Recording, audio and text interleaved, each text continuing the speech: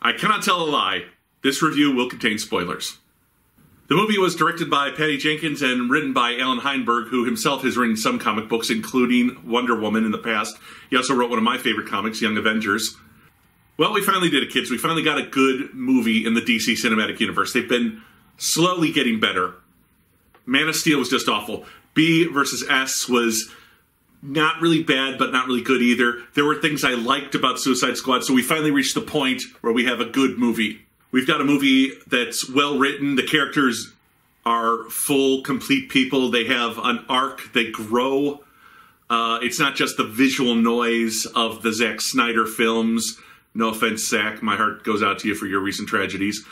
But it's more than just a lot of things looking cool on screen, although there is that aspect of it too.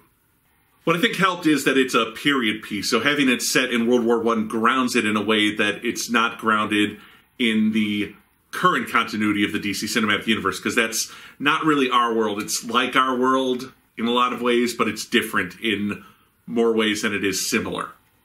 But World War I, that's very much our past, our history, and they're just inserting these fantastic characters into that and telling a story from there.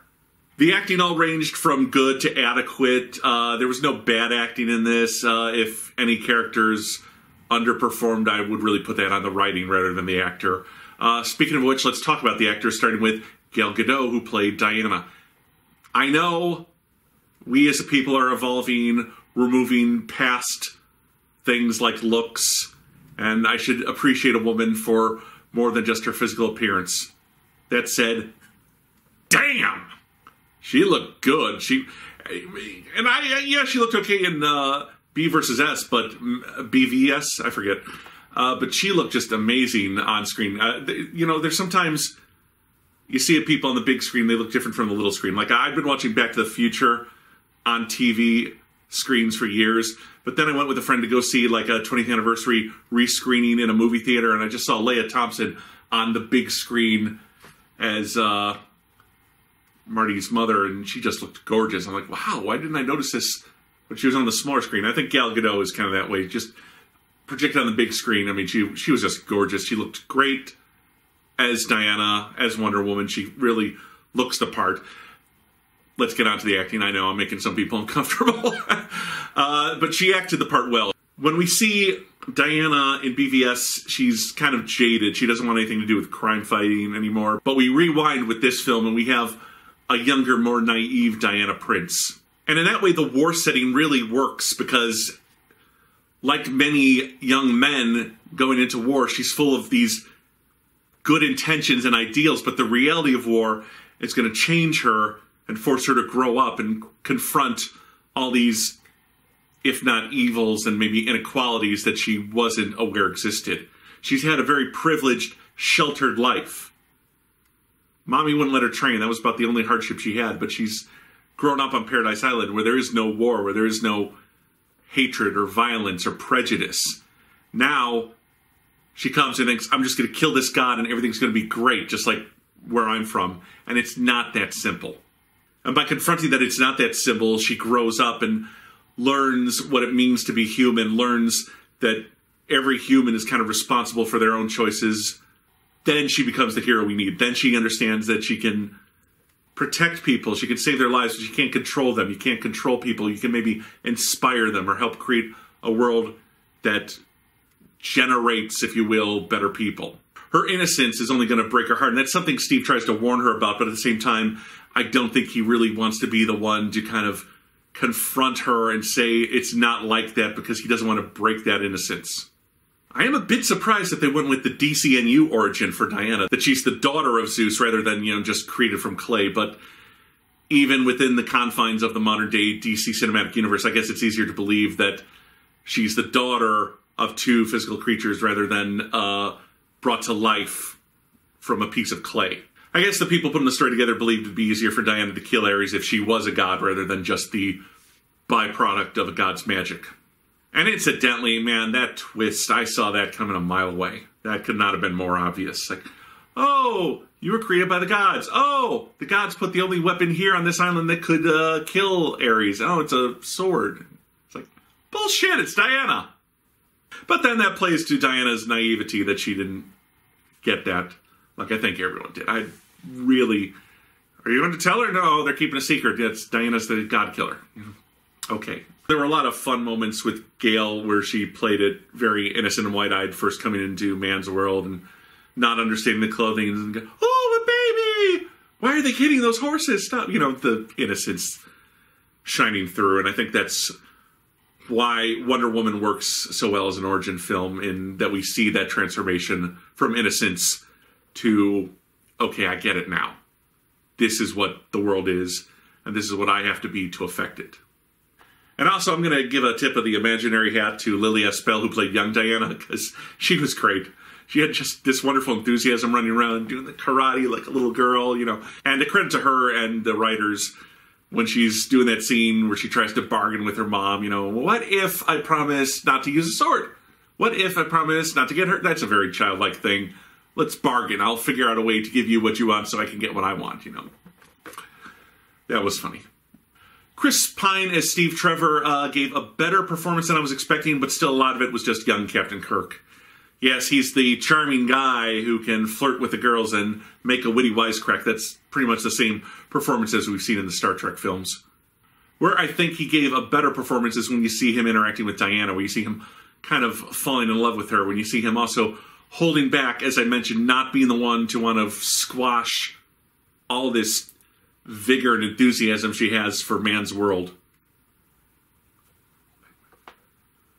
Also, and I guess I'm an old softie because I really like that scene where they dance and kind of fall in love. I don't really have much to say about Chris Pine. I mean, it was an adequate performance. I mean, nothing really extraordinary. It was better than I was expecting, which I think says a lot about Wonder Woman as a whole. I mean, as a whole, Wonder Woman was a lot better than I was expecting.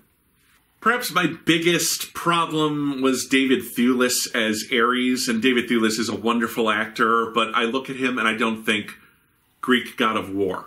Yes, okay, older British politician, definitely, but I kind of wish we'd seen a scene where we see the gigantic kind of Ares with the mask and you can't see his face like in the comics, and see that version transform into David Thewlis. I don't need Ares to take the helmet off and, oh, instead of the Greek god, he's a British guy with a mustache. Visually, that was a disappointment, and I also have to wonder why he helped Steve to get the gas out of the way, since having the gas in play would let him keep the war going. Yes, he wanted to expose Diana to humanity so he could turn her to his side, but it seems like a kind of a big risk if the greater goal... Well, no, I guess the greater goal was to destroy humanity. But at the cost of this war that was doing that, it does kind of confuse me. The Amazons, Queen Hippolyta, played by Connie Nielsen, who was my favorite temporary partner to Elliot Stabler in SVU. I really don't have anything to say about the character. She was adequate, there was no problems there, but nothing really caught my eye. Robin Wright as Antiope, I can never pronounce that name.